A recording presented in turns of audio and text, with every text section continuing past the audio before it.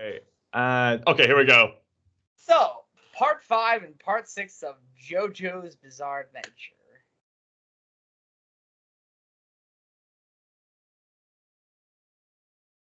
Well, that was bizarre. Yeah. It's... What is what? Hey, what? I'm completely confounded by the author's choice at the end of it Save all. that for 6. Save it. Let's start with part 5, which is some bit more concise. I am too confounded. I am literally too confounded. I have had confounding things that I've encountered in my life. And this is probably one of the most confounding things of all. Wait for the Modern Crusaders. Modern Crusaders alive. Right, okay. Power. Right, okay. Gotta take my mind off part 6. Part 5. So, Part 5. we get on to part 5 with Golden Win. Or, it's really Golden Experience named after the song, but yeah, great soundtrack, by the way. And we start off with our new Joe star, Gianna Giovanna, who is the son of Jonathan and Dio, both of their sons together. And Koichi from part 4 runs into him, and Jotaro they're both in Italy for some reason, only probably for the sake of encountering him, and then they never show up and they never show up for the rest of the series. Yeah. Well, they did have a little interaction with Giorno when he was when he was when he was with this one stand user, and then he met this other stand user who Bruno Bucciolati, who this show's obsession with licking. What a surprise! I sense the tears I sense the sweat of a liar. And then after that, we became the bestest of friends. I gotta say, right off the bat, Martin Luther King Jr. had a dream to become a gangstar. Ever since I was a kid, I always wanted to be a gangster. Yeah, it's been pulling up Francis Ford Coppola or Martin Scorsese, if you will, and the way he delivers that dream, my days, it's so cheesy. With a hint of Martin Luther King Jr. I have a dream. Yeah. It's just after the fight, he immediately gets so sentimental, like, oh, it's so beautiful. I thought to myself, gosh, this is so cheesy. But funny enough, I don't care how cheesy it is. Giorno Giovanna is my favorite Joe star. I can see why, yeah. I don't care if he has if he really is boring to a lot of people or throughout the series. He is the most innovative and creative son of a bitch of the Joe stars. That's combined with his Dio blood, with smart, with the dumb virtue of Jonathan that add. To be precise, Giorno's stand ability is that he can create life. Not so much heal, but create life. So that's a very important thing to distinguish. And, I have a theory why Dio, impregnated that girl to have a son. Dio, since he hates Jonathan so much, he had his body, and we'll get to more. We had more than one kid, but this one in particular, since it plays so much in this part, the reason why he had all those kids maybe also too, which I think you can just cut out that because he's more Joe Star than they are, and more just Brandos, actually. But that's why it makes sense to this part so much, because his mother was a horrible woman who treated bad, and his father was even worse. So he only had him, only to have another Joe Star. It's like a living hell. But it wasn't until he found a gangster and did him kindness that his life turned around. He started to actually want to be a gangster. So that's how that. So he has to go up the ranks, and he encounters this big Jabba the Hutt looking guy. It was also one of the big gangster bosses, and he had to do this. He had to keep this lighter on for 24 hours. Oh yeah, that's right. Hell, in order to be it. And Koichi bumped into him, and then the user, who, funny enough, it did went out, but then he managed to ignite it. How did the stand of the person did not know that? I don't know. Who also, funny enough, had the arrow from part 4. There's quite a creative sequence where he has to avoid this shadow stand, and the sun is setting, so he has to find a way to outmaneuver this shadow stand whilst keeping the lighter lit up. That was quite creative. Yeah. So, and then he defeated the stand, and then him and Koichi went off their ways, and Koichi sensed a very good heart in him. And then, immediately after that, he finally went into the ranks of the gangsters. Again, the gangsters, and then as the boss was doing a banana, he literally turned to a gun, and then it blew his brains out. It blew his. Giorno disguised a gun as a banana in the fridge. Very clever, very clever. Yes. No. He turned the banana into a gun, and then reversed it back to the banana, and then it would turn back in the gun. Don't you mean he turned the gun into a banana and then it turned back into a gun? Yes. Right. Yeah. I don't know how it works. I don't know. to his gang of this, like, with Bruno Bracciati's gang, and so Callum, take it away. Right, Bruno's gang.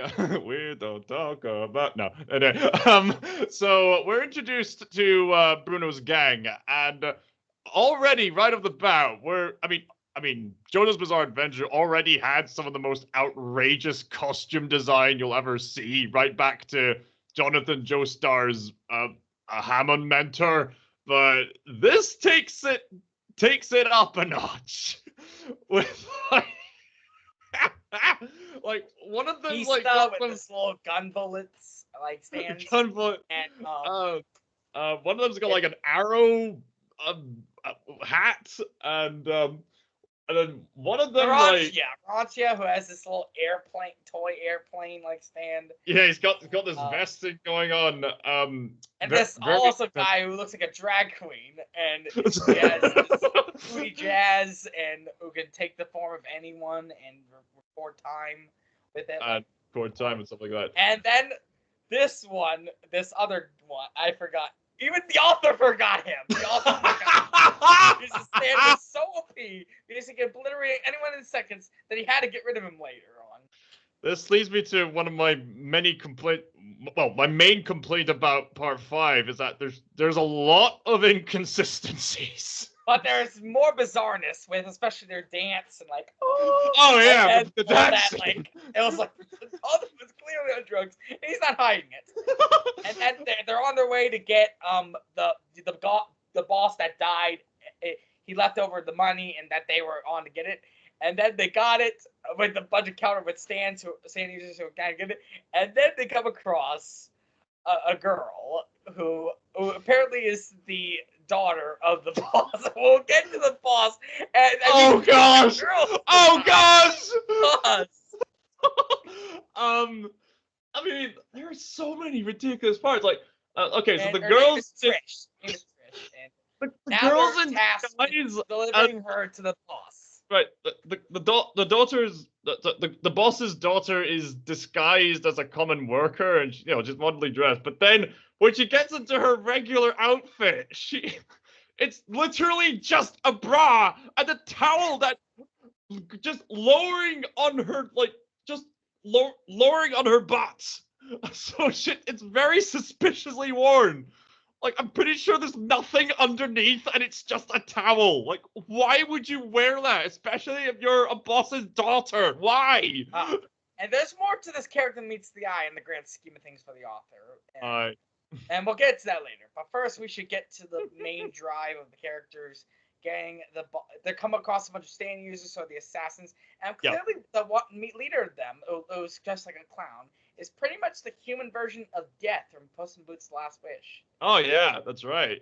He really does look like a Death from Puss in Boots' Last Wish. The red eyes, the gray aesthetic. Yeah, if he was human.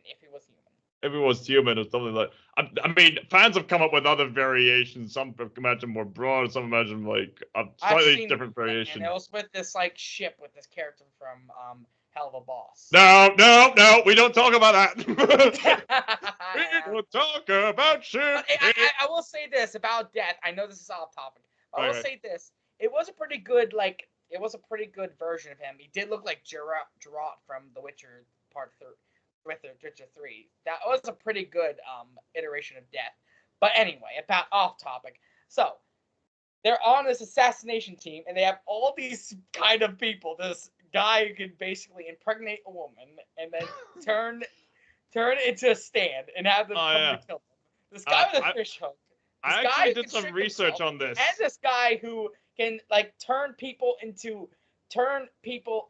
fast age. It's like that Shyamalan, M. Night Shyamalan. Oh yeah. Like turn extremely old, and that they would. Old, yes. And this one guy, pineapple guy, with a fishing rod, the fishing rod. And for some unexplained reason, the team managed to find a turtle with some unexplained key that they can go into some pocket dimension with. Yeah, this pocket dimension where it's very nice and it's like a room. It's a really nice room. And the last one, who's this guy who is so powerful in his ice abilities that can make a suit out of him to protect him from the raining ice that he. And there was a little scene afterwards with Mista and Giorno and Anastasia accidentally stumbled upon where it looked a little suggestive. Man, Jonathan is kicking himself in heaven at the So what happened after? Did they encounter the boss, or was it No. It was the part where Giorno was trying to get like. Yeah. It looked like he was. And then it was looking like he's sucking his, his private. And then Anastasia was like, caught onto that thought, was like that too. And then they arrived in Venice, Italy, where the boss is in. And then but something's a bit off. And then when they're delivering the ball, Trish.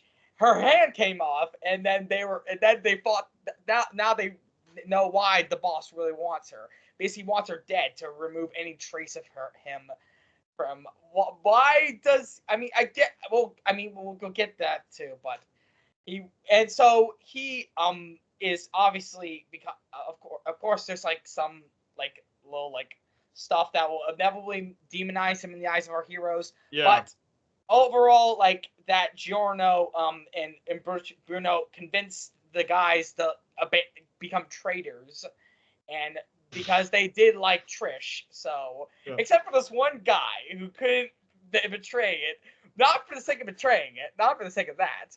Oh no, because the author couldn't know what to do with him.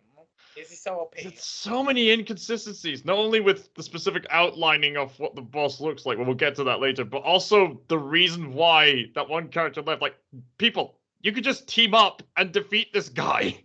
If you know what his ability is. This character literally just left because that would be too much of an advantage to the heroes. Like, are you kidding me? All right, and now we have more stand users after them ever from the boss. Yeah, I think this leads to the following sequence. Brooks, I'm gonna explain the scene completely out of context, and then you can explain it later. Oh no, there is a shark attacking me in my soup. I'm going to attack it with my toy plane. Oh my, our suspiciously wearing boss's daughter is in danger. Hide her in the turtle. And also, before that, they kicked the shit out of the guy for no reason, because they wanted to. And so, these two guys who are, like, obviously in a relationship. Obviously. And they are, like, and they're after them, and Narcia managed to get with Giorno, his clever tactics of finding out what Narcia is saying, and finding out inevitably is these guys, and who are right above them.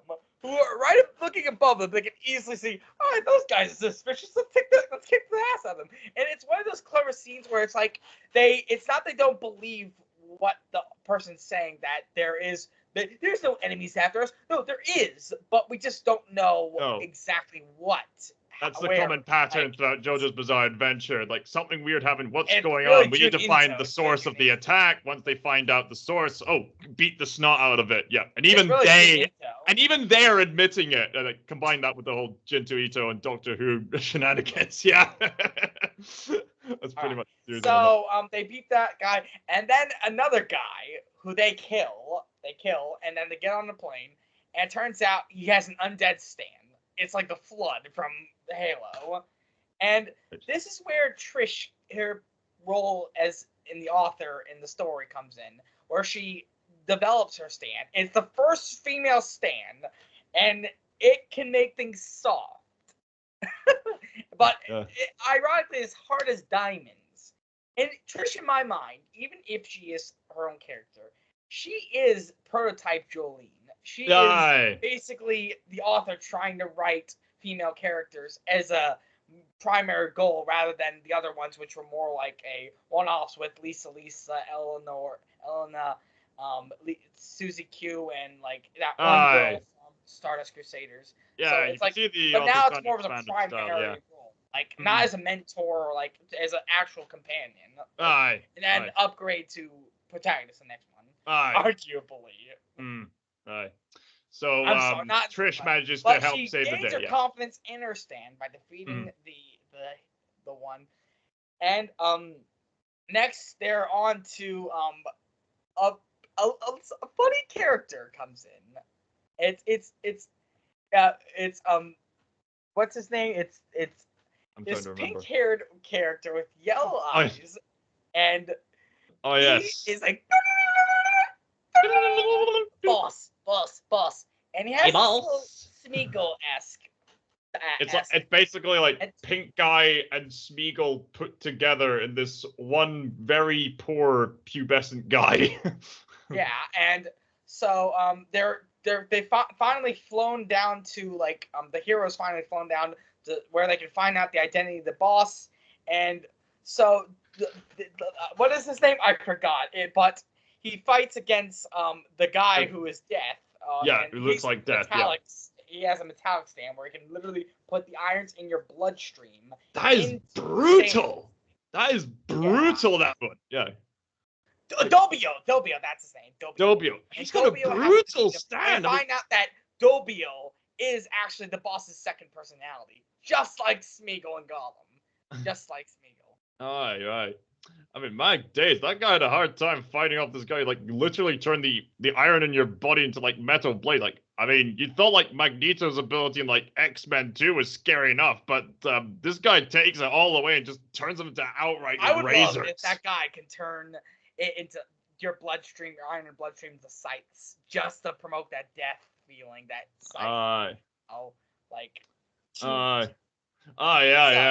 That the jazz stand user, Pink I forgot his name. Pink Smeagol guy manages to take down the Death Assassin as well as also take down Moody Jazz stand user, who basically foils the hero's plan, and it's like all is lost. The all is lost moment until a mysterious person gets in contact with them and tells them to go to back to Rome, and he will tell them the identity of. He knows it already, Diavolo. But he will show them the identity of the stand of the boss, and he tells them how stands actually came to be. They're a virus that came from a meteorite, and that can only affect other people who are strong enough to take it. And that now we know how stands originate from. And so apparently, now heroes are, as previously established in Part 4, these viruses, as you put them, have somehow managed to become part of this metal used for the golden arrows. And the way we'll get to that. And it just leads me to think, well, if stands as a power was introduced so subtly in Part 3, why didn't you just introduce the concept of golden arrows there? It would have helped fill us in. I don't know. I'm making this up as I go. Yeah, that's the common pattern throughout the series. The author is pulling all kinds of plot details out of his behind. So now they're on to Rome, and they have these two guys. One, a psychopathical serial killer who literally like became a doctor all he can so he can kill people. And this guy who literally dressed up in Gollum's like CGI outfit that Andy Serkis had to make it even more like Gollum than him. That guy who's like who can control the earth, and one who can literally like incinerate, who's basically like the villainous stand of that one guy who was left in Venice. Basically like the villainous one, where he can literally incinerate other people in the distance. There's this whole battle. They defeat him, and then they get onto the Roman Colosseum, where you have to dig underground. managed to get in front of Bruno, and also we forgot to say something. Something's wrong about Bruno. He is a bit, every time he gets injured, he's a little off, especially since he died at first in Venice, and then his ghost appeared. But so we find out that he's undead. He's dying. He's still to this world, but he's now. Remind me again. That was from when he was fighting the boss the first time, right? Yes. And yeah. That he's encountered the boss second time, it is Doppio, but he thinks it's Trish because he has the same pink aura as his daughter, so the same feminine quality. And then they make it into the Colosseum, and then we see it's Polnareff. He's back! Polnareff! So Polnareff is helping him from a distance, and Bruno has to zip dig his way. Jojo is actually a teenager in this part. In the flashback, we see Jojo as an actual teenager, albeit a bit baby faced, but still an actual teenager. And there's even one time if you get out the edge marks in part 3, he actually will be a teenager. I guess. So Bruno and the Gollum guy have this diggy tunnel battle, and it kind of made me laugh because I was expecting Saitama to just show up and go, found you. No, that Diablo managed to defeat Polnareff when they encounter each other, but Polnareff managed to survive. Now he's crippled for life. And then everyone gets to the Colosseum, and then Diablo shows his true form. And man, you thought Trish was ridiculous. Diablo's even worse. And you thought the boss was going to be a masculine badass. Yeah, exactly. But it turned out to be so effeminate, so goddamn drag starish, that it is beyond laughable. Yeah, so, anyway. Literally, the outline. Literally, the golden, the outline. Let me the Requiem arrow, which is this new power that Dio couldn't have gotten, or maybe he did. I don't know because it's but Polnareff managed to get into him, and now Chariot is now affected by it, and now everyone passed out in Rome, and they're all body swapped. Everyone's body swapped. Everyone. And also, unfortunately, Polnareff was body swapped with the turtle. But he did nearly die, so now he has to live out his entire life as a turtle now. Try leave the shoes alone, okay? And so everyone gets in contact with Polnareff, and he tells them everything. So they all have to get the Diavolo, and Narcia dies at the hand of Diavolo, and also Doppio was in Bruno's dead body, but. Like Sauron, who could not be in a physical form, Diavolo managed to be in his stand. I mean, I think even the author likes to stand better than Diavolo himself. Diorno managed to return to his body, and they all chased after the chariot, and they finally managed to undo Chariot's curse. And then everyone returns to their bodies, and then Diavolo and Giorno fight for the golden experience for the Requiem's arrow, and then he impacted him, and as Diablo was about to kill him, it managed to engross him, and then became golden experience Requiem. And I really like this one better. And what it leashed on Diablo, it sends him into a loophole of hell, a inception of hell, and then Giorno won, and proving to Dio that there still can be a good Brando, and as a Joestar. And the crime can be fixed, and then Giorno becomes part of the crime family. So, thoughts, that's the end of part 5. Bruno died off, and there was two left was Mista and Trish, and then Giorno became the Godfather. And also with Mista and Polnareff. So my thoughts on part 5 overall, like yeah, the music's great. There's some creative scenarios, some cool fight scenes, especially with the whole Golden Requiem finale thing there. There's some great moments there, but at the same time, there's a lot of inconsistencies, especially with the reveal of the main villain. Let me make this clear. The outline of what he was supposedly meant to look like. It was like some kind of masculine version of like Benedict Cumberbatch with like sharp cheekbones, a broad chin, like long face, like short hair, broad green body. eyes still. Green eyes. That was the only. I thought it would be like some guy in his 40s. That was the only true thing that was behind the facade. Right.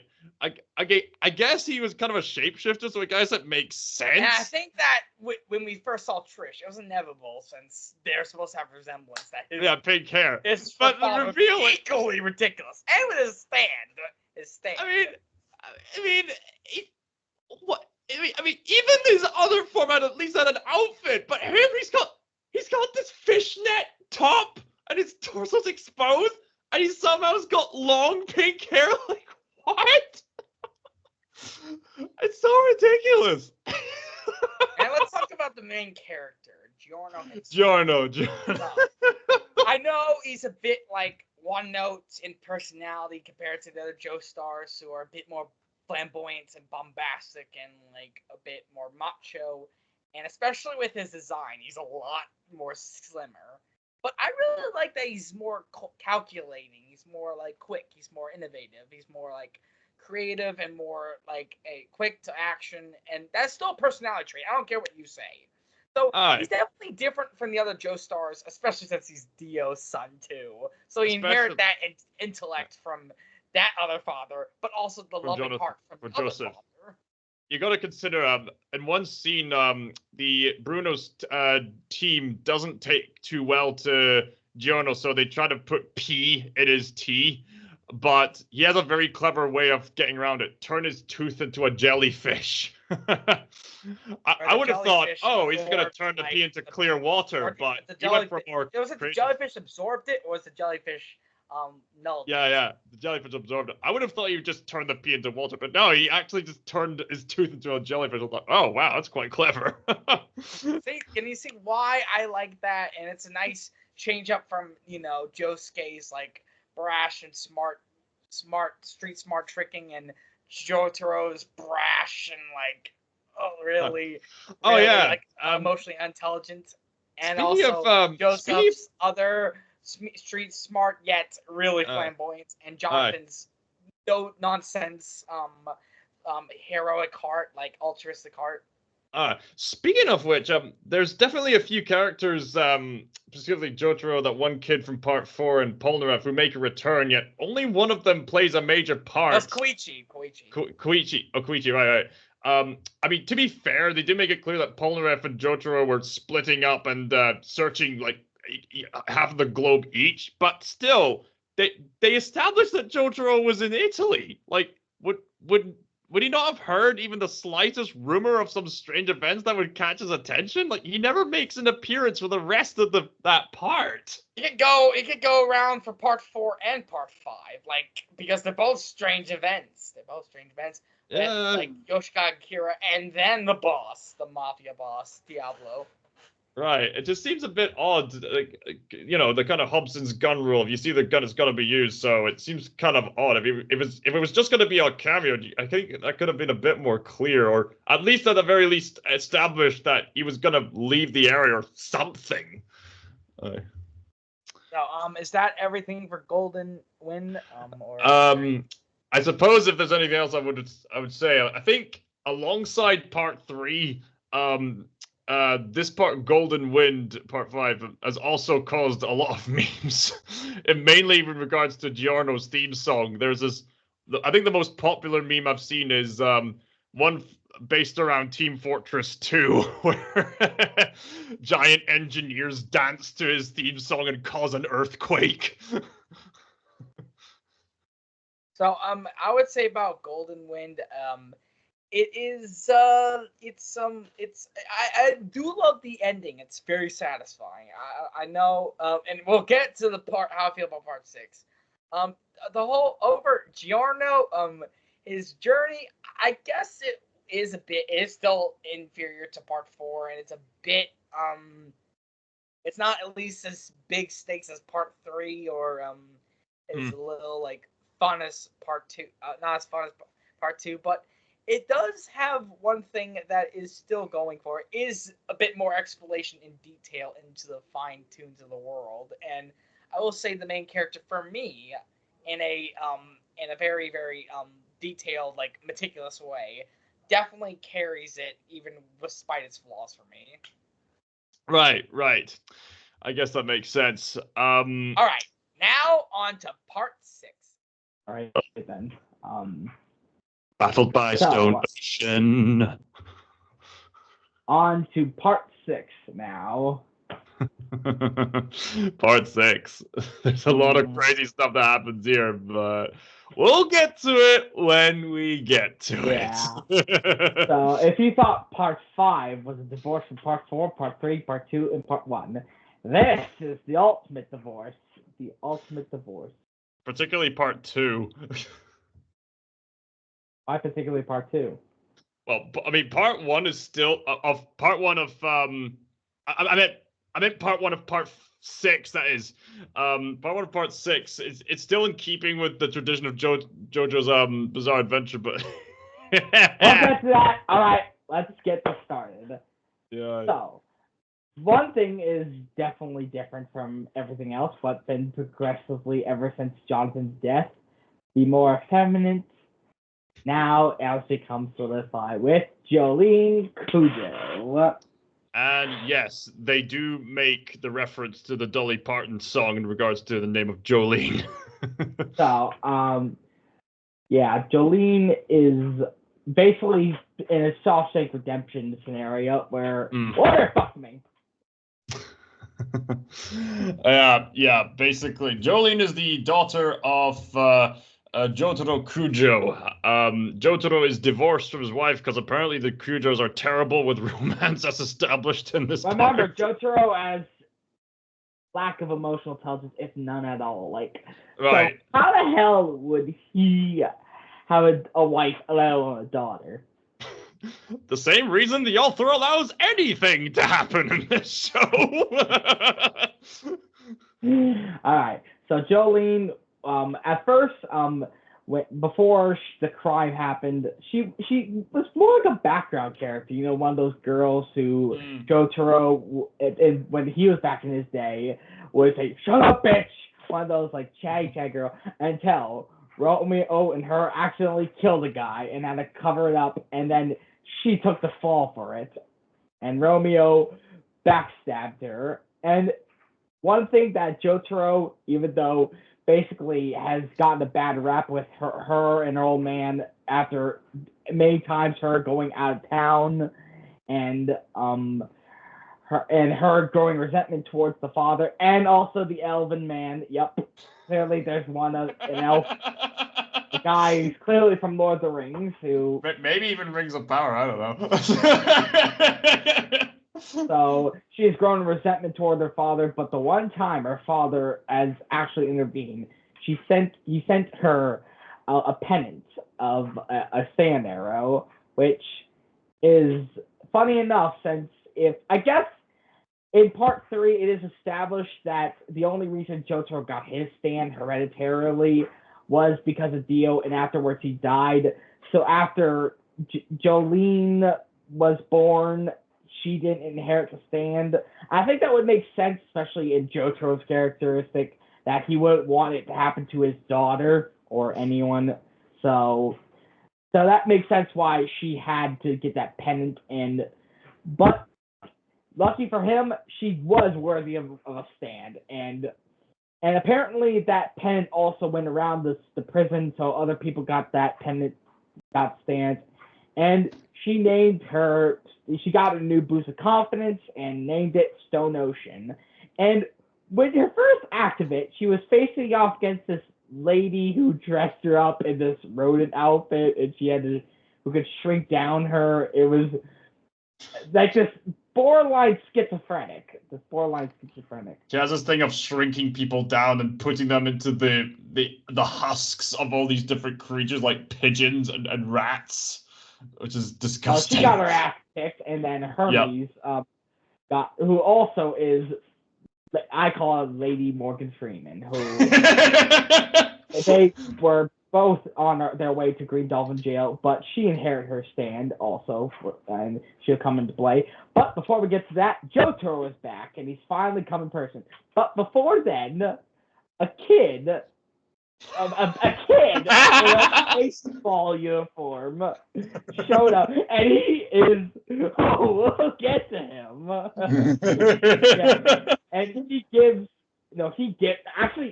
gives her a bone, the bone, and which. So Jojo fills in Jolene on basically everything, and then they're attacked by a stand user who's affiliated with Dio. And before we thought it was like a satellite stand where like it was like a gunman, but nope, it was actually an Inception stand and a satellite stand. So the only thing that why Jolene is not dead is because of that bone she got from that baseball kid. So they confront the stand user, and then Jojo is killed. Oh my god! Oh no! But before that, discs came out of his head, and a stand named Pale Snake takes both what assumed his intellect and his stand away from him. So he's not so much dead; it's so much that his consciousness, soul, is in one of the CD discs that the stand is able to put his soul into, and another CD has the stand. So he's got them both, and Jolene has the means of escape via Speedwagon submarine. Yes, they have another one of those, but she decides to stay like the good daughter that she is. Using her very and she reconvened with her father after he actually genuinely came and convinced and managed to win her heart back. And but she stayed for the sake of her father. And man, imagine if she did take the Speedwagon away. Imagine if basically. Thanks for watching. Bye.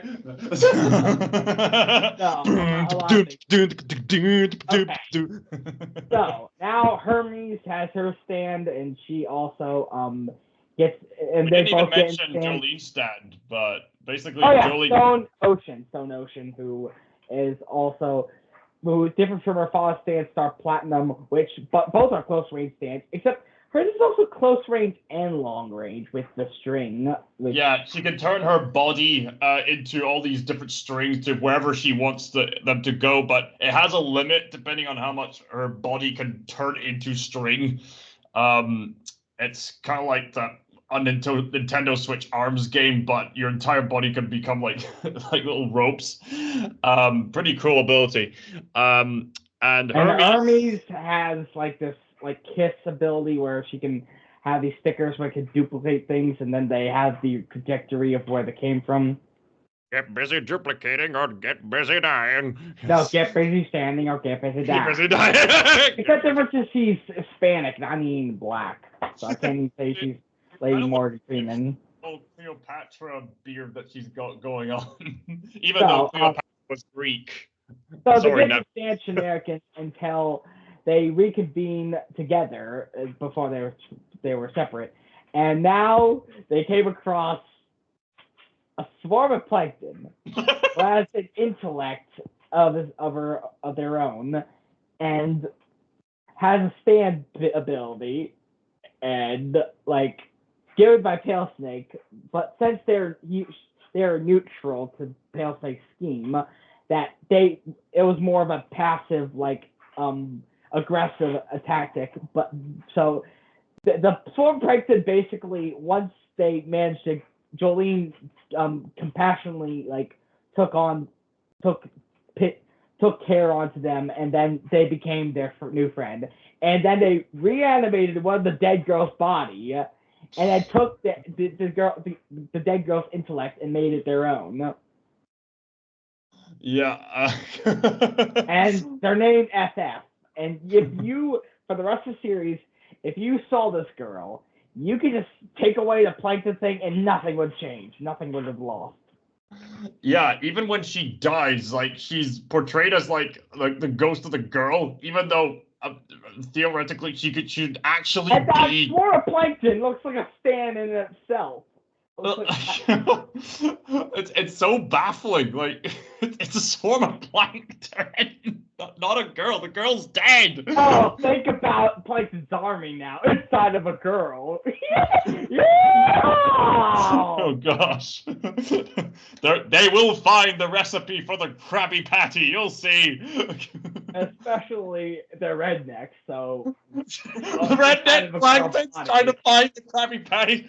We're gonna inside the girl body, in the reanimated girl, now in the feminine body. We're gonna find that next Krabby Patty. No, we're gonna enjoy this girl. We're gonna eat her out, literally. Yeah. My days. Alright. So their name is SF, and they now have a new companion along the way. And oh, she's a swarm of plankton. She's obsessed with water just to get the whole body of. This is because she. I don't care if it's they them. This is abruptly they them. It's quite literally. And then we come to like the baseball kid introduces them to new companions, weather forecast and Anastasia. Oh yeah, go gas. So weather forecast and Jolene. I mean weather forecast looks alright, but Anastasia, it's literally just Diablo again, but this time with a slightly more ridiculous outfit. And he's wearing panties and stockings. He's wearing panties and stockings, and he's got the same fishnet torso thing, but this time, for some reason, he has like the soles that you put in your shoes, like right Actually, there. in the manga, he has green hair. Actually, in the manga, he has green hair, I think. Why didn't they give him green hair? Why did they just give him pink hair? He looks exactly like Diablo. What? I have no idea. No idea. So, and then we get to introduce into the main character, the main antagonist, Father Pucci. And unlike Diablo, we get to see his face. And at least he's definitely a lot less ridiculous than Diablo. Yeah, I take Pucci's design much more seriously than Diablo. And it is discovered that this father is a heretic. And he has came under the guise of Dio himself. Dio.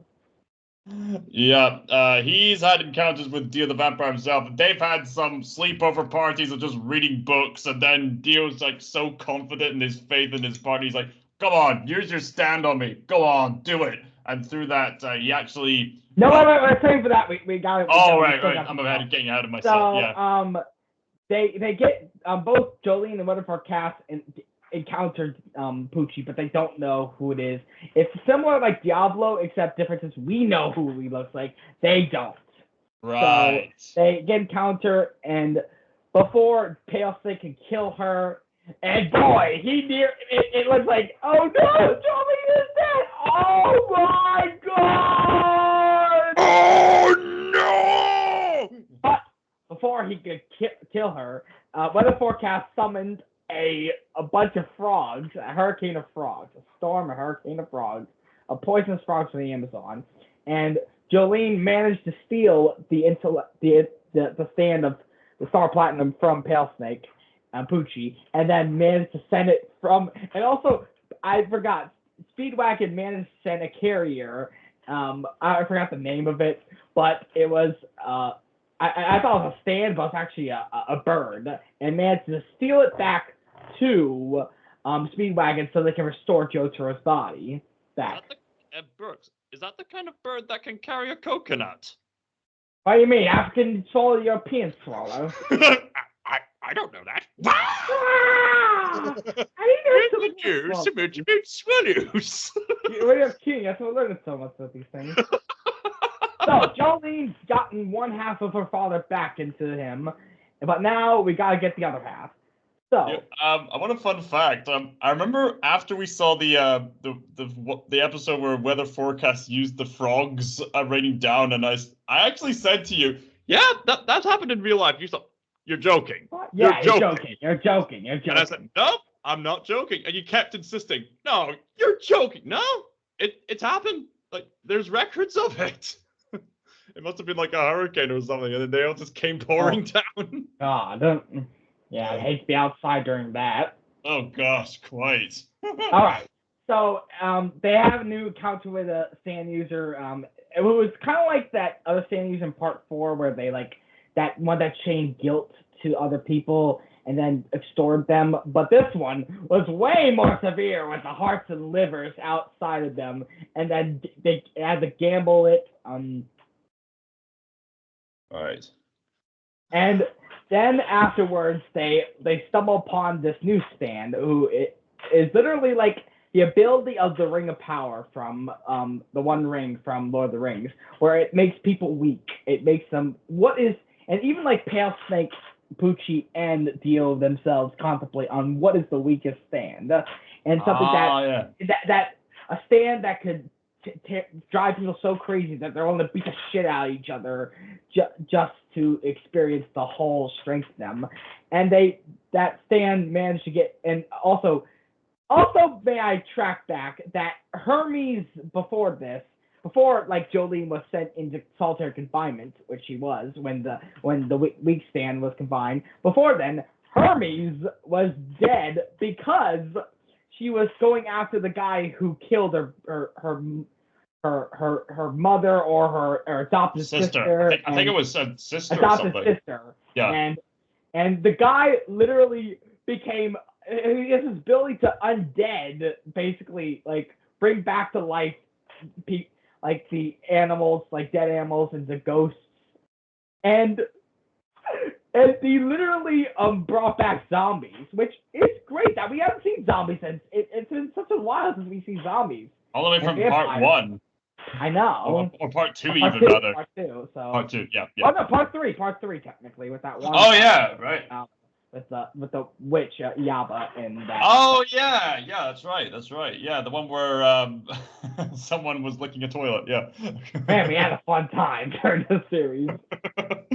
So she managed to kill the son of a bitch, but she nearly dies, and then the guards accuse her of near Jolene of the perpetrator, so she's thrown in solitary confinement. And then when the guards want to stand use the weak ones, he literally unleashes all the other solitary confinements, who are all stand users too, and then it says, "Welcome to Fight Club!" Oh, come on, not even subtle! Rule number 1, we don't talk about Fight Club. Rule number 2, we don't rip off Fight Club. So there's a bunch of these, and before we get the chance to see the rest of the fight, Anastasia, who offers to help Jolene out of solitary confinement under the condition that he marries Jolene. He asks for her. And that was like, what the fuck? Like, and yeah, if you let me have her hand, because I see such resolve in this lady that I will have her. She will be my bride. She will be my bride. He is the most persistent simp since Amy Rose from the Sonic franchise. And they're both pink. They're both pink. Yeah. And we'll talk about the outcourse of that, but okay, FF is uncomfortably agreeing, but Jolene has to take down these stand users, and one of them is basically something out of a Legend of Zelda character. Like, have you ever played like Breath of the Wild? You go into those underground temples. You see those really old men at the end of those temples. Oh yeah. It's pretty much one of them. Except this one is based on, has this feng shui Chinese philosophy to him that is, remember, meticulous detail, and he basically uses it with his Jade Dragon stand to basically kick the shit out of Jolene and nearly kills MS, only for her in a predetermined way that nearly her gets killed, but he got killed before she died. She could die. Wow. I guess feng shui was not serving his favor, apparently. And then Anastasia has the balls to ask her right there, will you marry me? It's like, what? Wait, are you talking about? Wait, what? And like something I love Punch Man. Like, what? Oh, like, oh. And I mean, she's like, I think she's also lacking emotional intelligence as her father, so she doesn't understand that. She's not dumb in that way, like boys. So maybe she is a boy also. Maybe she is a guy. I suppose, on a side note, yeah, I think you've mentioned in another conversation that why do these, well, I think it was actually watching the episode, why do these women look so masculine? I've explained to you, it's because these designs are women who are, well, actually, you said, why are these women so feminine yet also so masculine? And I explained it to you, it's because they are actual women, but they happen to be very fit, so their muscles are pretty tight. You could definitely tell they're women because in the first episode she was stripped down all the way. Oh yeah, that's right. that this is a man writing it. This is not a woman's story. A woman behind the story is a man. He was so sexualized, but yet so strong afterwards. I mean, I've noted like the really bonkers character design, even in this part, but there's some character design that's like, I think this actually works. I think this whole theme of like these really like tightly muscled women in the prison, I think he does those really well, actually, if you ask me. All right, now back to it. And now, Dio also had a bone. He had a bone, and apparently Pucci had one of them. And I got a bone to pick with you. And Dio apparently gave him knew out of the future, like it was one step ahead of Pucci, and gave him his bone before he died. During a sleepover party. He can resurrect him. So, there was these like trees that came out of Stan, and that there was the weakness survivor Stan user was killed, and then there was this other Stan user who had a German helmet, and it also had the Stan. It was basically Gollum, the Stan, Smeagol the Stan, or Smeagol the Stan. Oh yeah, that's right. I forgot about that. It's like, God, that really was Gollum, yeah. The Gollum Smeagol Stan, yeah. And then they came across this baby, this thing with Jolene's birthmark on it. So, and to my knowledge, it's never explained where the baby comes from, other than the fact that it has to do with Dio's bone. So yeah, we'll get to that. We'll discuss that. But before then, there's like this like little chubby like Smeagol like Stan, and basically becomes their servant, their slave. We be nice to them if they be nice to us. And the Smeagol one, surprise, surprise, betrays them. Like, and nearly they're gunned down by the cops.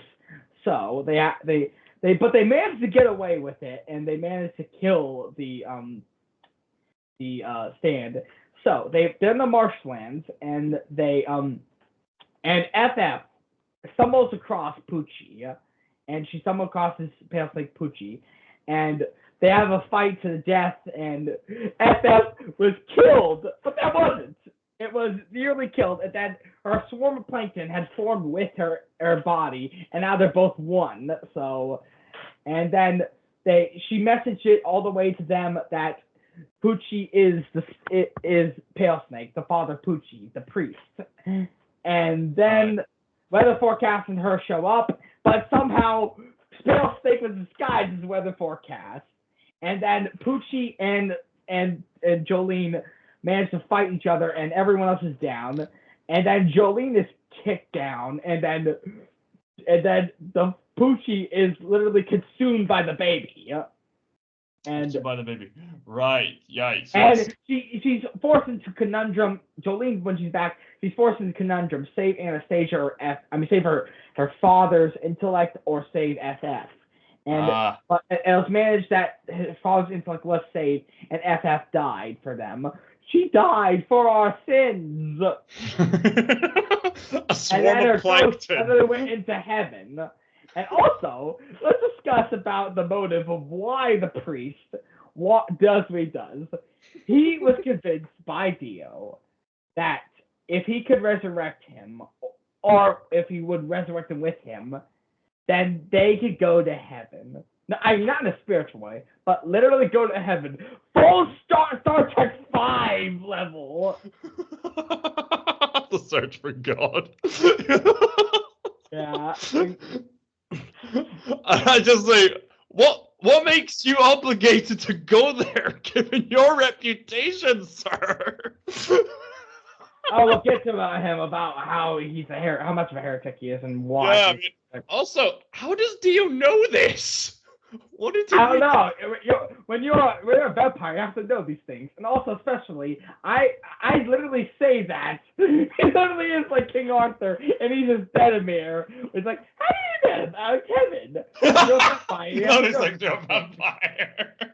Well, you live for as long as much, so you know these things. And he literally says when he was looking up sculptures that stands. It's literally author just spelling it out. That stands in basically every artistic achievement known to man that has to do with the human body is a stand. Everything. Michelangelo's work, the Sistine Chapel, Godzilla, you name it, they're all stands. According to his logic, there you go. I'll get to that. There's also this one part in the series where characters come to life. But all right, back to Jolene.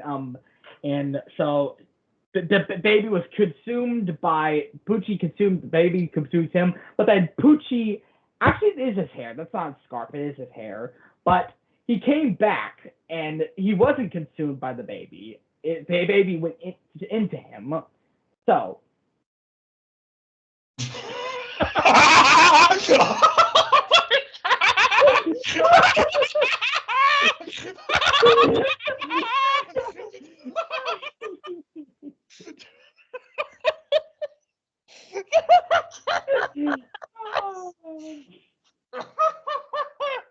Oh gosh. Hi, Twitter. Right. You explain what happens next. So,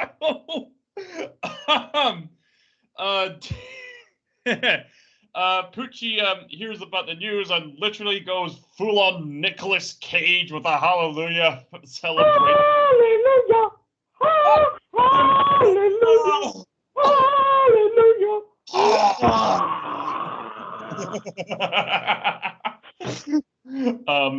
So yeah, Poochie begins to absorb like the baby's essence and powers, and over time, Poochie's slowly but surely beginning to get stronger and stronger. But for whatever reason, Poochie needs to go to a very specific point for his power to grow. And lucky it's in Florida. Lucky it's in Florida. That's in Florida. And he has to go through Orlando first. You know what that means. Product placement and characters, all the galore. You won't see much of them. You'll see the characters. But so Jolene is back in prison, and she has to get against this warden. And they I forgot about this. Yeah, it was basically like the chaotic feminine, and there's a lot of Carl Jung in this. There's a lot of Jung. Oh yeah.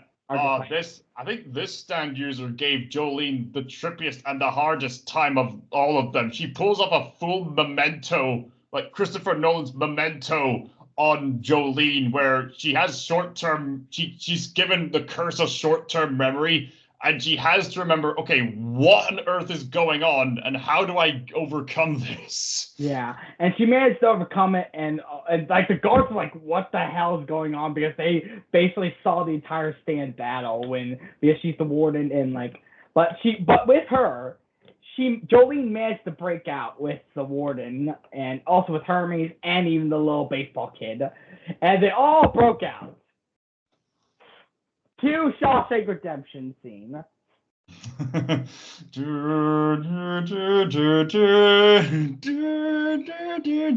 feel like a free man. I feel so giddy that all I want to see is my friend again.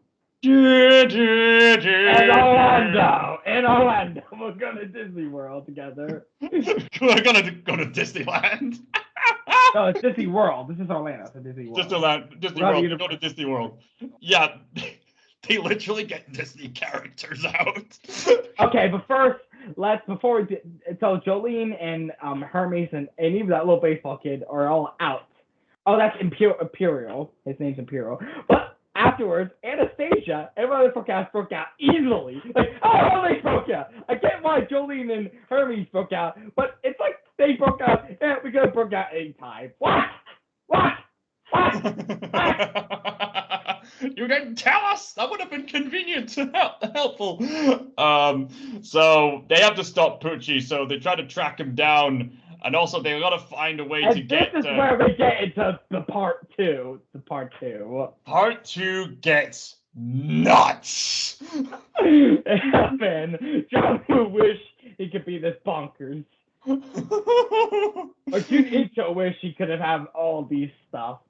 Like, here's the thing. I'm a pretty wacky guy. It takes a lot of effort to. I'm not a wacky guy at all. But I like wacky things. I like Magneto in that way. I don't know karate, but I do know crazy. Yeah. It takes a lot to properly confound me to the point of like. What? All right, let's fully dissect it.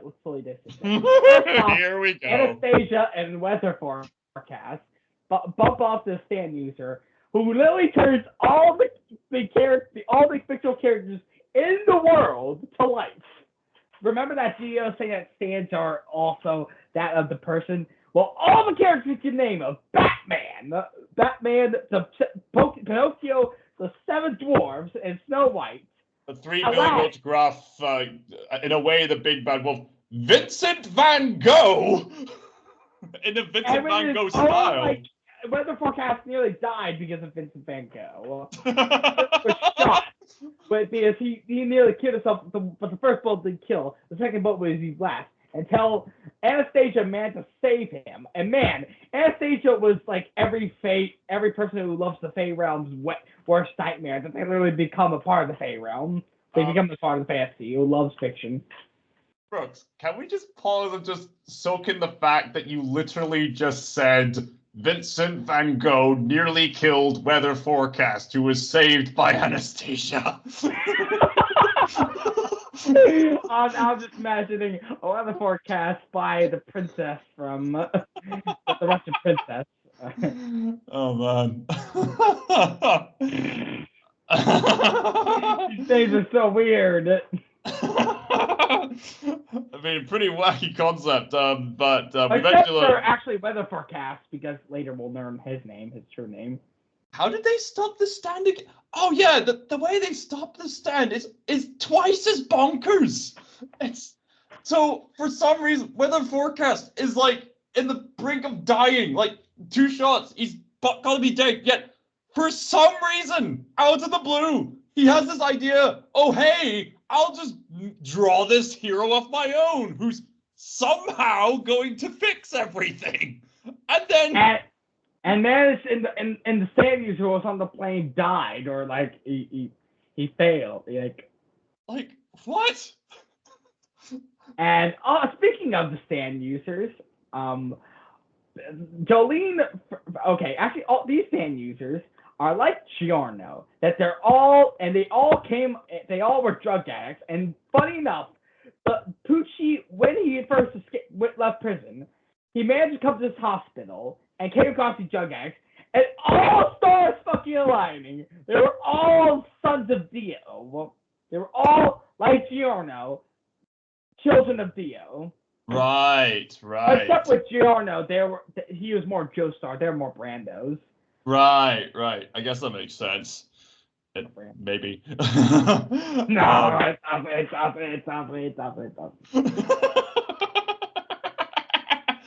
So this is the part of the typical JoJo's Adventure structure where there's a few more henchmen to fight off before you get to the big bad himself. Yeah, and these 3 ones, one was the ability to turn fictional characters to reality, And also, Jolene got in contact with her old boyfriend who ratted her out, Romeo, and he actually turned out he did loved her, and he did actually wanted to send a release, but still, that Aramis had his tongue duplicated in case that he was a rat.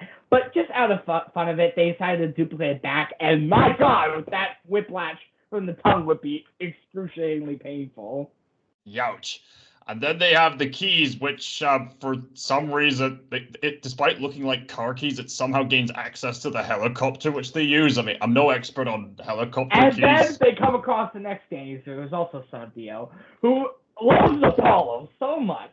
You love the Apollo god. Oh yeah. They happen to these little worms, real life worms, these worms like that, and he managed to use their power to fight Jolene. And then we find out after they beat this one that Weather Forecast is Poochie's biological brother. Dun, dun, dun, dun, dun, dun, dun. Okay. So this Daniel's got an interesting challenge because he's got to keep their eyes shut at first. But during the fight, apparently his character quirk is that he likes space travel, but the way he applies space travel analogies to his fight, there was one where he tries to implement the moon landing to a battle. It's so awkwardly forced in, No, it's just newfound confidence. It's newfound confidence. Yeah, I mean, but make a point with that confidence. All right, but remember, he didn't have that confidence before, so this is his reckless confidence. And then the next one is literally the stand user who could literally bury dig up the memories, literally, from Orlando and use them to his advantage.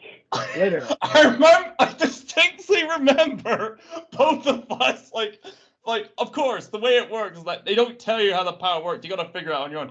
Yeah, that's investing stuff, but the way it's introduced, it's just so outlandishly crazy. It's like Poochie getting up close to this stand user, giving him some nice food to eat, then right out of the blue, this kid with a gun crawls out of the food and shoots a gun, which goes through the room. Yeah, and that gets all downhill crazy from there. And that alerts Jolene. They across a plane. They go across a plane, and they shoot three planes. Three planes. They go underground. There's a plane. Oh my days, it's so crazy. So basically, we find out that this stand user has the ability to recreate these memories of the Earth. So that would explain why all these ghost-like figures keep appearing, why all these strange events that happened in the past keep occurring. And in this case, it's apparently this very tragic plane crash that occurred. And then something happens. Poochie takes Weather Forecast a memory. He apparently had it. And then he loosens his back. And then all of a sudden, snails. Everyone starts turning into snails, and then it's suddenly all razor sharp rainbows that can turn you into snails.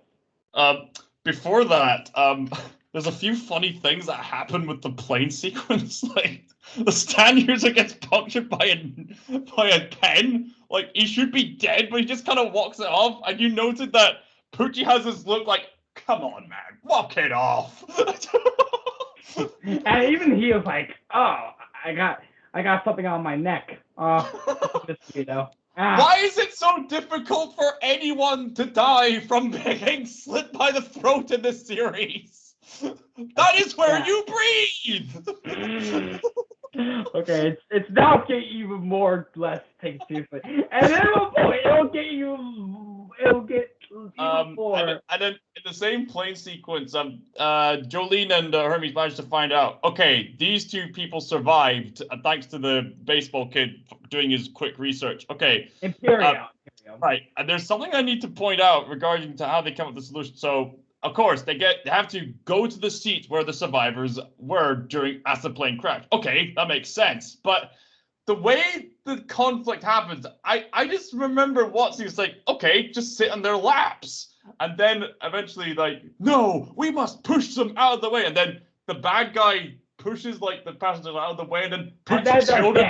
They're dead. Yeah. Oh, and then the stand user puts children in there, and I just thought to myself, oh, great, you just made it easier. They sit down, put the children on their lap, but they have this dilemma. Oh no, children are there.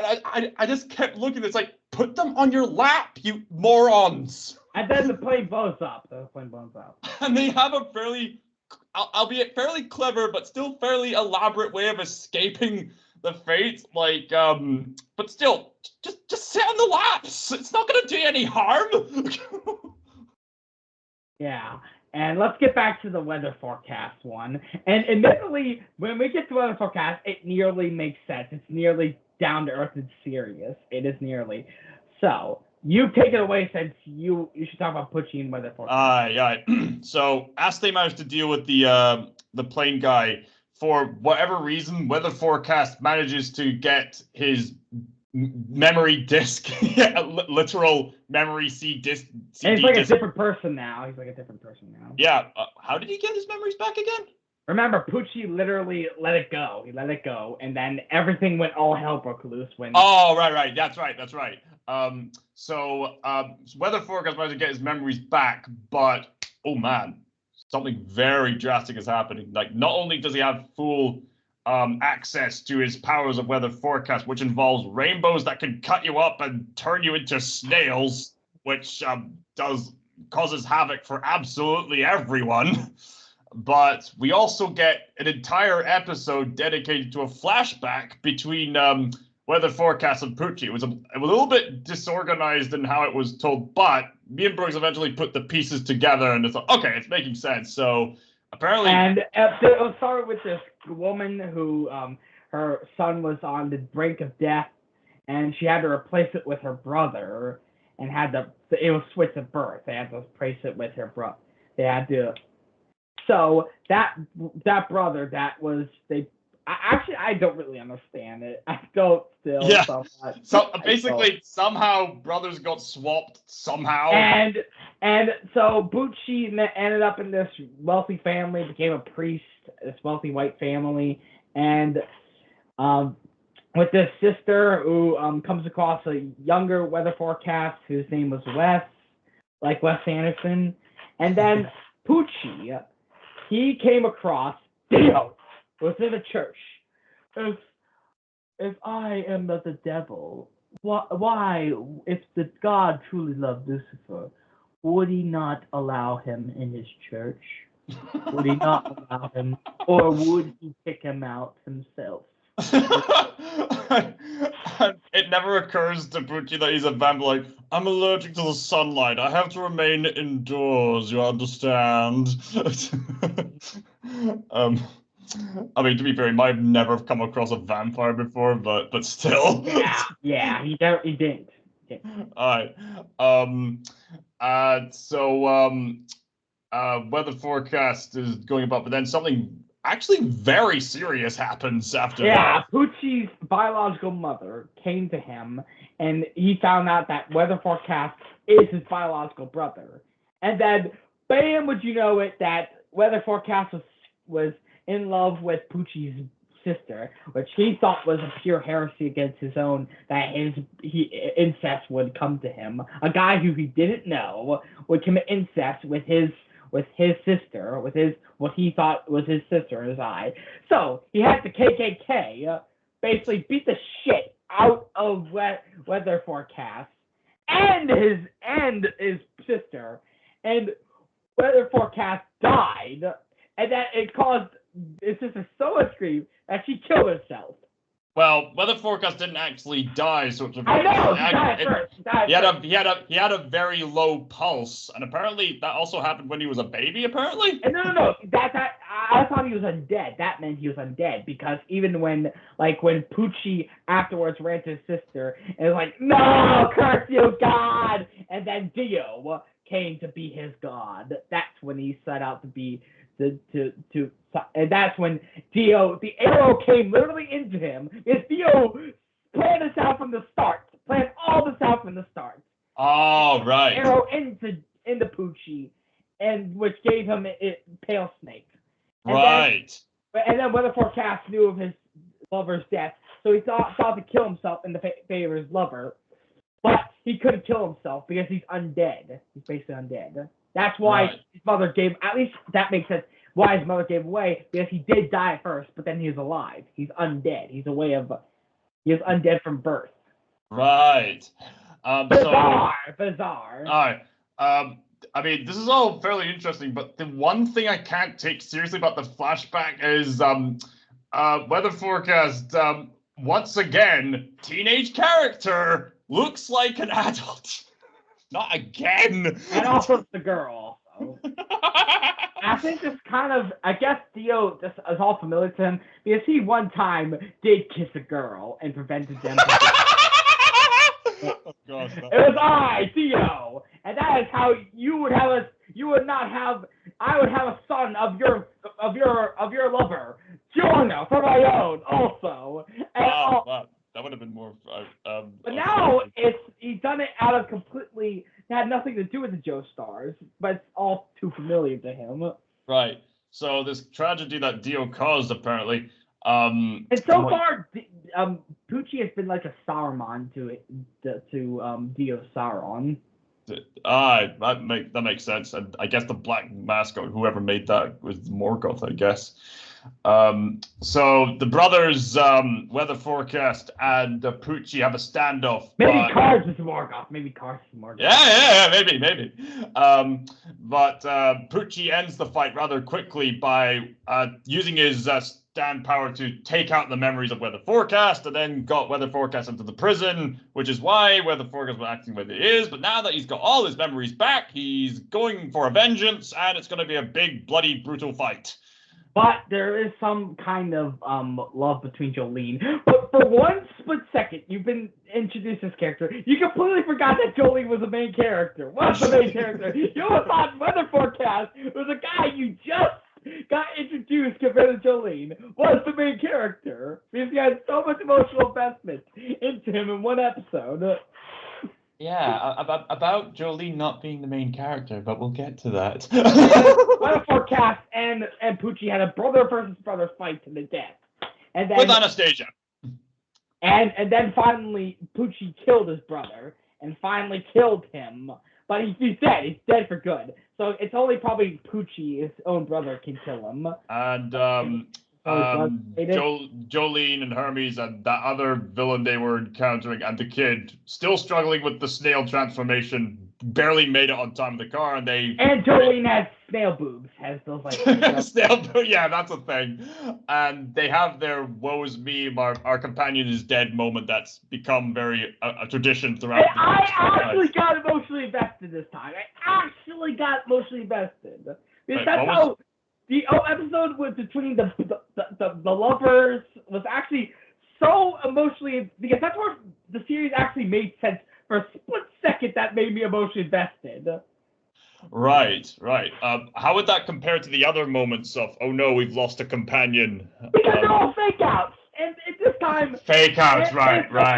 Especially because we just got their emotional backstory, and we got their emotional climax. Right. So all that was great, but Poochie must go on, and oh boy. And now we are. Hold on, Brooks. I need to get my wine for this. I'm too sober. I am too sober. Maybe I should go get. I don't have any beer. Oh, I'm sober. I'm gonna have to be sober on this one. Come on, baby. I need. And we've been inventing shot games. We have been inventing shot games. Ah, yeah. Oh yeah. There we go. That's it. That'll do. I'll do wine. Now let's get on to the build up to the climax and the climax itself. So, Poochie manages to get to the destination he needs to be at this NASA center in Florida, was it? Yeah. In Florida, right. And then he notices, I don't feel so good. Something's happening. and he manages to get. And then a guy gets impaled. One of the guys gets impaled onto one of the bars. Something horrible happened.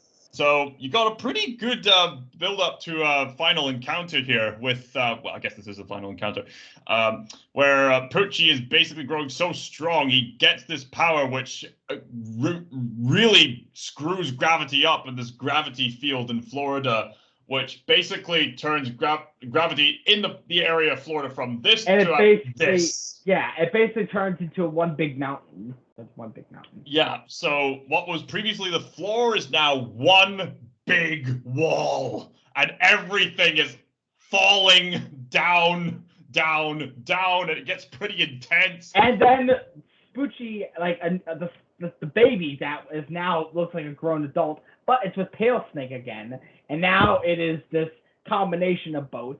So wait. I thought that was Theo's stain. That was Theo's bone. So wait. Yeah, here's where it goes with bonkers. Isn't the point of that supposed to be to resurrect Theo? So why has Theo not been resurrected yet? I think they've thrown the whole Dio resurrection thing completely out the window here. They're gonna throw a lot of things out the window. Everything. Okay, let's just continue. Okay, here we go. Okay. Focus. So he has this new stand called Sea Moon, like baby, and it was so Jolene is nearly killed by that, and so oh no, she's dead until they're contacted by Jojo himself. And Hermes is alive too. Also, she was killed in the park. I gotta say, this fighting's actually really creative. It's like Super Mario Galaxy merged with. Oh, it's like one great Lego game. Yeah, with a great Lego game where the stage has been flipped and you have to platform your way around, but at the same time you have to make do with the enemy around you. Yeah, and then Poochie manages to get away, or no. Gets where Jolene is, and then Jolene gets the gip on him, the trip on him, and then Jojo arrives, but then Poochie manages to get away and get onto a shuttle where beams literally goes all around him, and this is going to be something straight out of Cool World, you know, that one with Brad Pitt where it all goes into complete entropy by the end. Right. Basically, Poochie gets what he wants, even though it's supposed to be a new moon. But in a way, somehow he manages to get what he wants, and then everything starts to get 100 times faster. That makes the world slow. So he's pretty much surpassed Dio, and at this point, he is no longer Saruman. He is Sauron to his Morgoth, to Dio's Morgoth, where he has now become so powerful and with this new stand, like made in heaven, But with a horseman of the apocalypse, like style stand, so basically everything's going fast. But how this all got, Anastasia got to meet Jotaro, and he asked Jotaro, "May I marry your daughter?" Like, I love how Jotaro's initial reaction is like, I'm sorry, what did you just say? And then he got more in depth to it, and then he's like, "Are you insane? We're literally going through an apocalypse." So the fight goes on. The Poochie gets ridiculously stronger. Ludicrous speed. He gets ludicrous speed. He gets ludicrous speed. So the team launched themselves away out into like an ocean area. Oh yeah. And everything is going so fast. The stars are all going. Like people are freezing up when they go into like freezers. There's a cameo from Rohan. Oh yeah, Rohan. It's like something out of the MCU. Except I wish the MCU would get this finale in some way. It's pretty good idea for a cameo. And by the way, so everything, like I said, a girl dropped her ice cream and it got stick, and a guy literally, when there's a baseball stadium, through it so fast, and then it killed him. And then a granny walking a dog got killed, but the dog was saved. The dog was saved. The dog. Finally, he does not hate dogs. And there's dog death. Especially like there could have been dog death when like Jolene was trying to escape. Also, when the dog's on her, but there's been no dog death. Yay! And then Anastasia, again, as persistent as he is, asked again. And then Jolene actually considered taking his hand in marriage. That's what Amy Rose could never have done. Say, actually get Sonic to take her hand in marriage. I mean, people might argue, he might have been feeling something similar in Sonic Frontiers, but no, never like this. Take his hand in marriage. Jolene now will take his hand in marriage. Like, yeah, she's actually considerate, not out of the situation, but she genuinely mean it. And then they're all nearly dead, and then Jolene and Imperial is on this dolphin, and they're going at a ludicrous amount. No, I mean the reason going at a ludicrous amount of speed. I have like 13 questions for this entire sequence. You explain the situation first. You explain it first. Okay, so at least there's a wonky, ludicrous logic that if you're going slow enough, that the fastest thing in the universe can be slow enough for you not to kill you. How does that work? I don't know! It's so stupid. And then Jolene is onto Imperial's back on Dolphin, and then Jolene gives something to Imperial, and it snaps off, and then Imperial on the Dolphin. Then the water's gone. Everything is still the Dolphin. The water's gone. It's all Kramis, and then he's nude naked on the Dolphin, and then there's the whole universe and galaxies are all traveling around him, and then he's all in his nude ass, and then he's back in the prison on his nude ass, and everyone's nude. And then Imperial goes to see Jolene and Jotaro, and he's taking child back in time. But no, they're completely different. They're completely different people. So, and then Poochie comes to explain it that the entire continuity that we just established, Jonathan to Jolene, that is Jonathan's story is all erased. It doesn't matter. He's erased. Jonathan's story that he left off, his legacy to Joseph, to Jotaro, to Tosuke, to Geronimo, and Jolene, all have been erased. Except for this one kid in Poochie. All of it has been erased. Every bit of it. The story, the continuity, everything we've been through, all the emotional investment is now gone.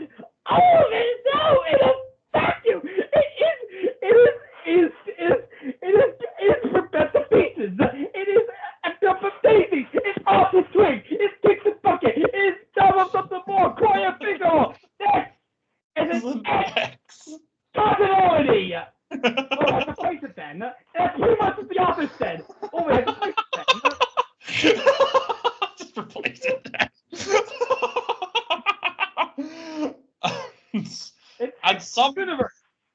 And somehow, for whatever reason, this overwhelmingly godlike being somehow gets beaten by this kid. And with one of Forecast's ability. And somehow they two were the only ones who survived from the other continuity. Only them! Only those two! And at this point, he thought it was going to heaven, but he thought that this was in heaven. This was heaven. So he's clearly gotten mad. He clearly did. So Poochie destroyed the entire universe for nothing. Because he all was trying to attain heaven on Earth. Literally. And he destroyed the entire universe. All for the sake of attaining that. And he didn't attain it. He's completely in denial of it. He's going mad on it. Right, I guess that makes sense to some degree at least. He's going mad. Okay, that is some logical justification for At least Theo is somewhat alive.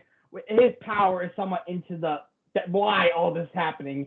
Well, he did just do one thing that Dio managed, in a way, his legacy was to destroy Jonathan's world, and in a way he did. Literally. Right. Through his throne, Poochie managed to destroy the entire universe, Jonathan's entire story, his legacy, and destroyed it. All gone. And it's gone. It is basically like that of Numenor, of Sauron destroying Numenor. This kid somehow gets the ability of... And this one kid is the only survivor of that continuity. Somehow manages to defeat And Poochie. with the help of Jotaro and Jolene and everyone else, managed to spew their power into him. And he's the main character now, suddenly. He's the main character. Wait, they imbued his power into him? What? No. They gave him Weather Forecast with the combined effort from all of them. Oh, right. Weather Forecast was their one way of... Because Weather Forecast was the only thing that could kill Poochie because of the same bloodline. So... Oh, right. And then Poochie... and then Poochie's dead, and Imperial is the last survivor of that entire continuity. And Poochie managed to do what Thanos wished he did, what he tried to do in an Endgame. He managed to do it. And you think that it is copped out. That's a cop-out. You just destroyed all of the emotional investment. But in a way, since with Imperial came across basically all of the variations of like Jolene and even Jolene and Anastasia's variations became boyfriend and girlfriend and were planning to get married. So basically all of them, Hermes and even Weather Forecast, all the doppelgangers, and Imperial just accepts all of this. He's basically like us at this point. He's like us, and like crying and like in despair, doesn't know how to feel, and he's like just accepting all this, like and just moving on. So I think it's not a cop out like how boom, we destroyed it, so all your emotional investment was all for nothing, and you don't care. But that ending with him meaning all the variations, it was me to be sincere, because I don't think it's best not to look at it as continuity as a race.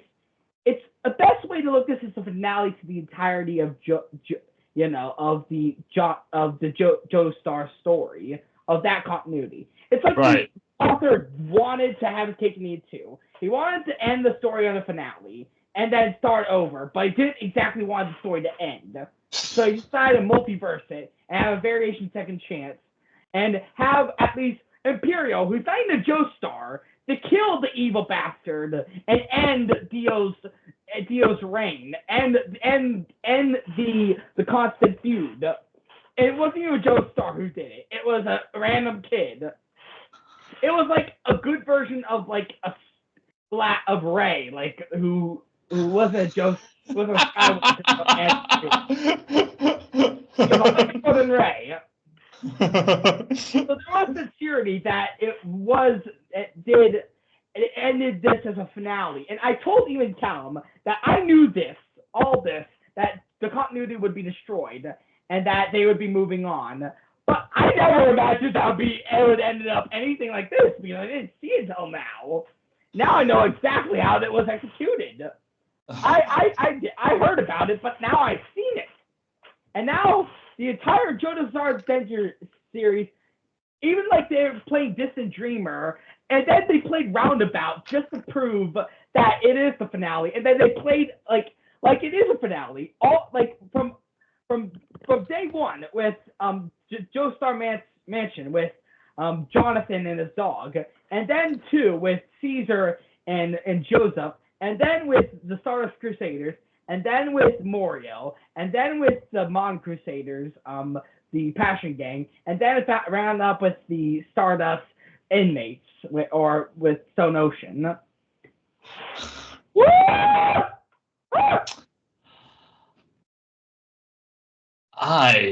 It's like Cool World, like it really literally ended up into like entropy. Yeah. There is crazy, and then there's... What the hell was that? Yeah. They've gone into plaid. Well, yeah, this is pretty much that. But I would also call this finale just stupid. Because it has so many inconsistencies in questions, which I've actually managed to compile and literally write down. It's at least 13 questions, like going all the way back to like when like Poochie was like starting to get the immensity of his power. Like all right, 13 questions regarding this finale, just to show how utterly stupid this entire concept is. Of Jojo's Bizarre Adventure, of the entirety of it. Well, I mean, some might argue that maybe, but just for this particular part, I mean, look, author, if you want to, rewrite the continuity and make a story about a multiverse and erasing a timeline, fine, but you've got to do it in a way that wraps up character arcs and, makes sense, because there's a lot of inconsistencies here. I got a feeling he uses his bizarreness to make up for, like, really inconsistent storytelling techniques, so I'll even mention them here, like... No, that's his Spanish, that's his trademark. That's his trademark. Yeah, some would say, yeah, or many would say, I guess. Like, firstly, why did... Like, there was a scene where Poochie was literally pinned down. Like, literally pinned down and completely surrounded by all the heroes. At that moment, why didn't Jojo just use the world time stop? But remember, it was that flinch, so Dio had some bone in him that... Here, I can explain this. Remember, I think Dio didn't resurrect himself. I think the reason why Dio gave him that bone was that he wanted to destroy the universe. He wanted, if he was going to die, inevitably, and just to spite Jonathan, he would destroy this entire universe, all out of spite to Jonathan. So he would imbue that bone into Poochie's stand and give it that immense power, where since Jojo has that stand the world, that's why it was of no use.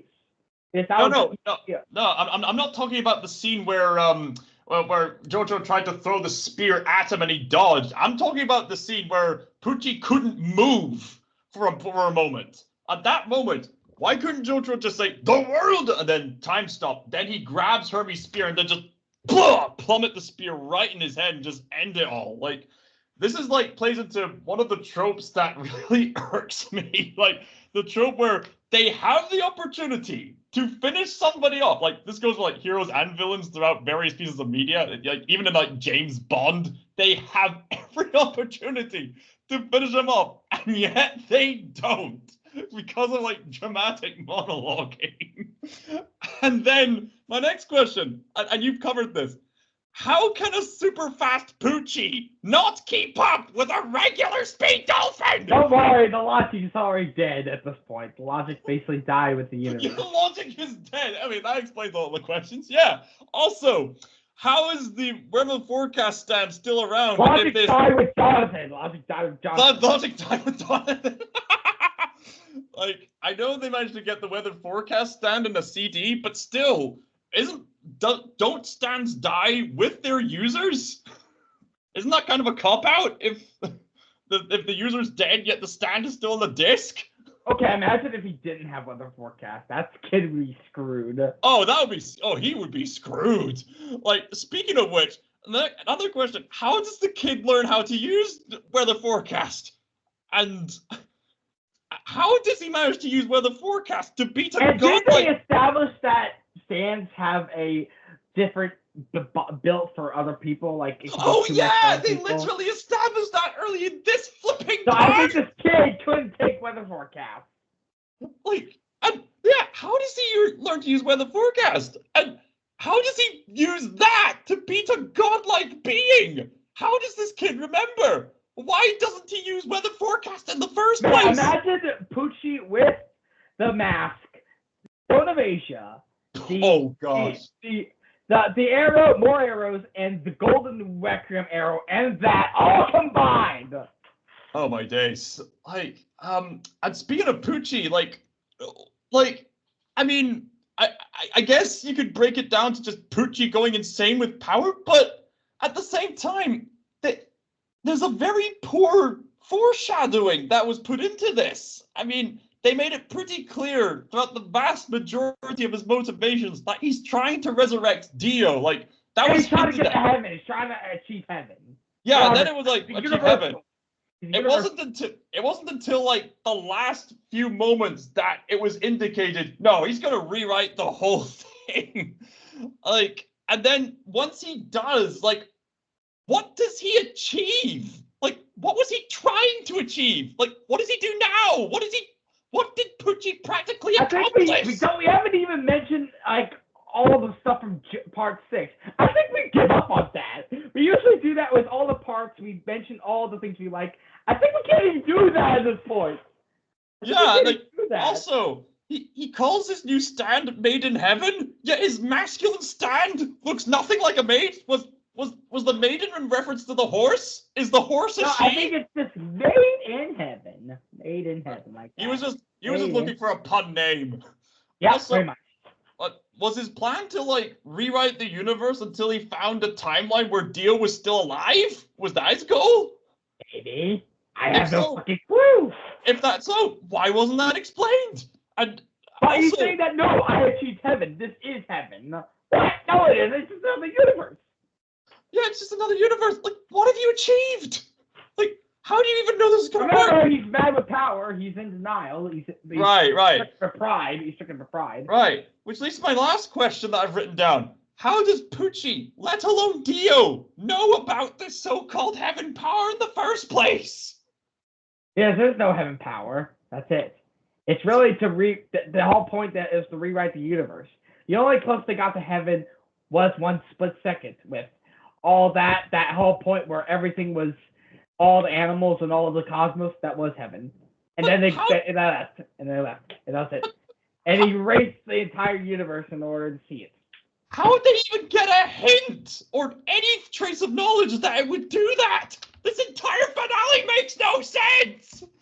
There's so many inconsistencies, and it leads to such a stupid, disappointing finale! Oh my days. Well, at least they try to do something sincere with it, with the doppelgangers. I mean, here's the thing. Even if you say, oh, but it's a multiverse. Look. And even if FF wasn't there, because at least they're establishing that was a bunch of plankton. Yeah, and here's the thing. Like, even if you're trying to use the whole multiverse excuse, I've seen other stories which handles the multiverse concept better. In fact, we got them recently, like... Oh, my, and also, how was there 2 Jolenes when we saw them? Because how did he travel to the other universe? Yeah! Oh, yeah, that's right! The other universe through that little room? Did he?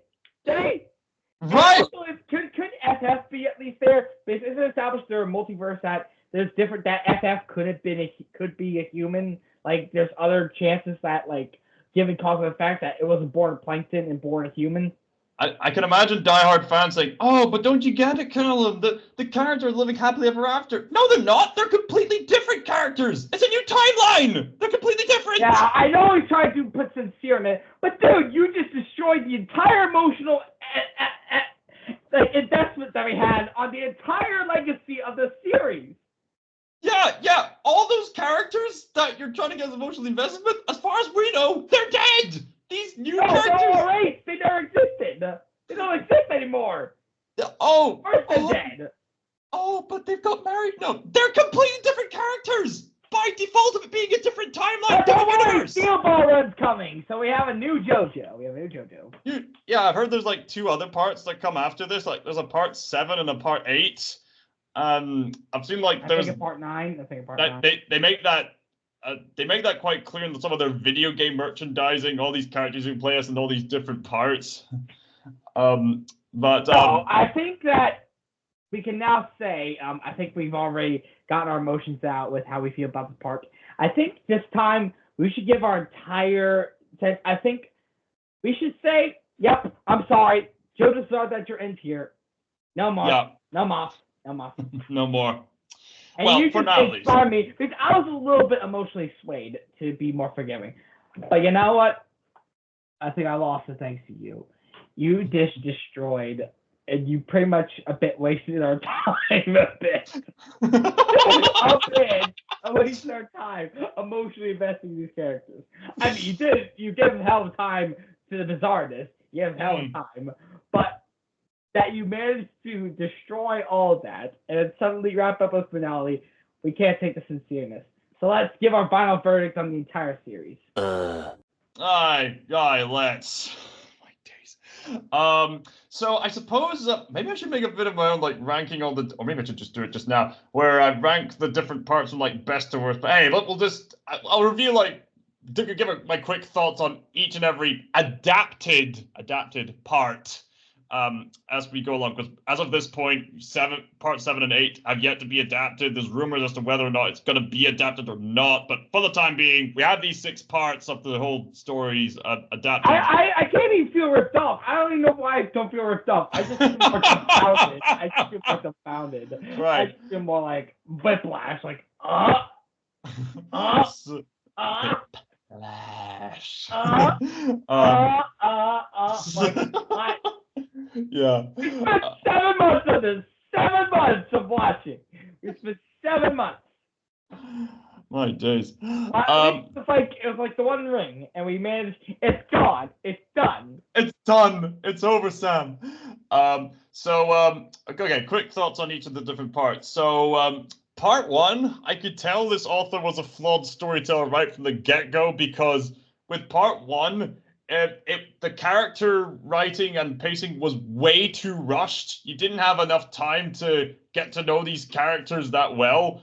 And not to mention that the entire presentation was so hysterically melodramatic. I was legitimately hysterically laughing throughout most of it. Especially the part where Dio kisses Jonathan's girlfriend and then says, "Ha ha! You can't be with Jonathan because I kissed you first." It's so stupid. So, other than that,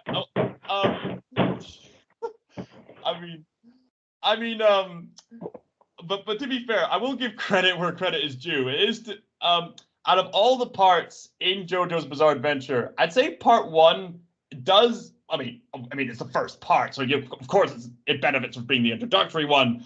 But I think it also benefits from just being the most straightforward part. Here's a conflict about good versus evil. Here's your good guy. Here's your bad guy. Here's your conflict. Here's all this strange stuff that happens in between it. And it's the shortest part. So it's a nice part to get into if you want to, get yourself started with JoJo's Bizarre Adventure. So it has that going for it. Not to mention the sudden tragic finale of Dio suddenly killing off Jonathan. Like, whoa, didn't see that coming. I should say that first. All right, fair enough. Part 2, I'd say that it was better. In fact, I'd say part 2 was one of the better parts overall. It takes everything all the concepts that was established in part 1, but makes them better. It furthers the character development. It gives you more time to get to know them. There's much more creative scenarios revolving around the concept of Hammond and the powers that they use to fight off vampires and zombies. And there's some other crazy shenanigans, legitimately funny moments. A pretty good character writing. I enjoy Battle Tendency. I'd say it's one of the better parts, honestly. Part 3. Look, viewing all the parts overall, if they had introduced the golden arrows in part 3, I'd be much more forgiving of part 3's presentation, but as it is on its own, the power system just comes completely out of nowhere, and it doesn't give the Hammond power the chance to get further developed or something. But nevertheless, it does more than make up for that with being quite epic in tone, wrapping up the story arcs of part 1 and 2, and it really has a genuinely great finale, and there's all the strategic thinking that goes into it. There's all these brilliantly creative scenarios. Personally, I really like the last train home end sequence. I really like that. Well, what? I will say this about part 3. Yeah. I said it before, I'll say it again. You could end the entire Jonathan and Joe, the entire Joestar right there in that part 3, honestly.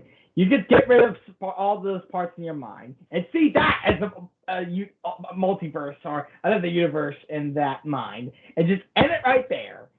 And you could call it JoJo's Bizarre Adventure. You'd be satisfied, wouldn't you? Yeah, I wouldn't be pissed off that much. Yeah, I wouldn't be as pissed off. It was a nice road trip kind of film, and so it makes sense for the characters that come in and out of their lives to make sense. It's kind of a nice pace that way. Because next part is much better.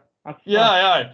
And part 4, I would say, is the best part overall in regards to its pacing, its character development, how it explains the power system, the conflict, the setting. Basically, as its own part, I'd say this is the best part. It's the most consistent. It's definitely a great community piece. My only complaint with it is that it doesn't take full advantage of it being a community piece by the finale in order to like stop the villain. But other than that, I was pretty invested with the character development and all the psychological. Too bad that character development is now gone. There's no one anymore. Yeah. Too bad. Yeah, I agree with the fans. Part 4 is probably the best written part. There's even some legitimately funny moments and some really creative powers, especially with Rohan. I can understand why Rohan got his own spin-off series. Then there's part 5. Despite its cool concepts, I'd say it's one of the weaker parts. I know it has some really great moments, like as you said, it was Giorno's quite a creatively thinking character, and the music's really cool. And he's gone too. He's gone. He won't ever. Oh gosh. There's some really cool creative scenarios, but part 5 has a lot of inconsistencies, which kind of hold it back. I was putting like part 1 and like part 5 like on the lower part, and probably put like part 3, part 2, and part 4 like up there.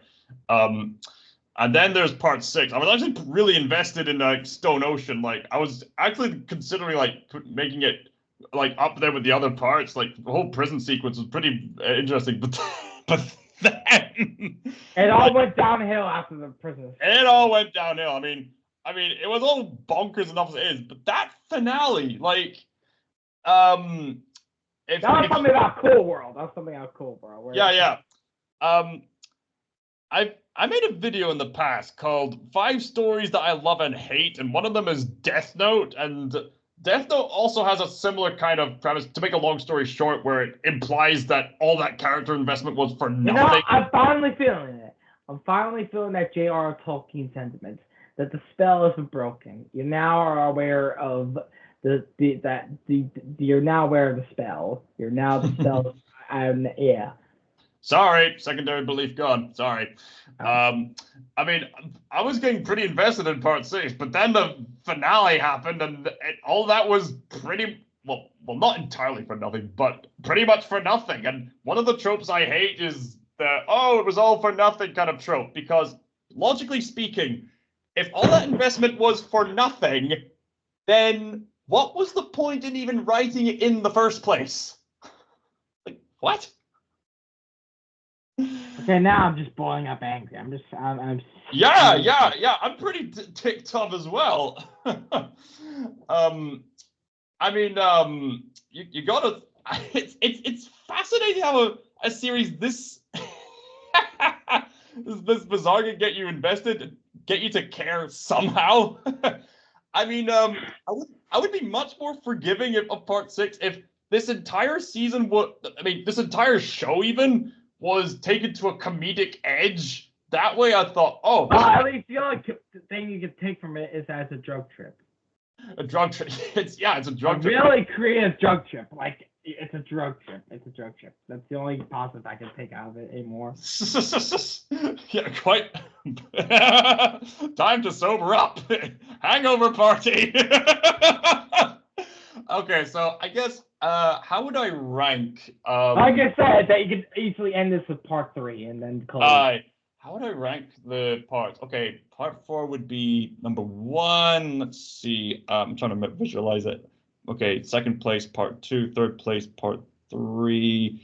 And then parts 1, 5, and 6 would somewhere be within the 4th and 5th and 6th segment. I've yet to decipher that. But definitely the top 3, I'd say. Third place, part 3. Second place, part 2. And first place, part 4, if you ask me. Yeah. I guess that was JoJo's Bizarre Adventure. Do you have? You got me into this series in the first place, and And pretty obvious that this I mean, oh my days. Author, you could have had a better way of rewriting this entire story. I mean, the thing is, like, that kind of story of like the universe being erased has been done well in the past in stories like Avengers Infinity War, but in the case with Thanos, his goal was clear right from the start. So by the time he achieved his goal, it was actually quite clear. It was all the more striking. But with Pucci, his goal was one thing, then right at the very end, it turned into something completely different, and then it's just very anticlimactic. No, it was at first. It was to resurrect Dio, and then get to heaven, and then heaven for everyone else, and then boo boo do boo boo boo boo boo boo boo boo boo boo boo boo boo boo boo boo boo boo. That's our summary, everybody.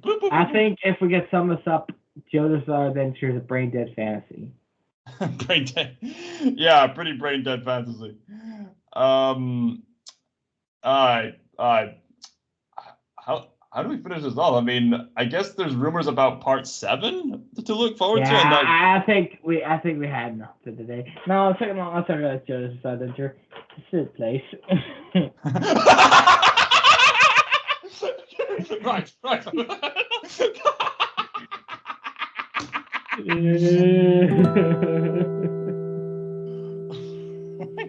That's a good way to end it off.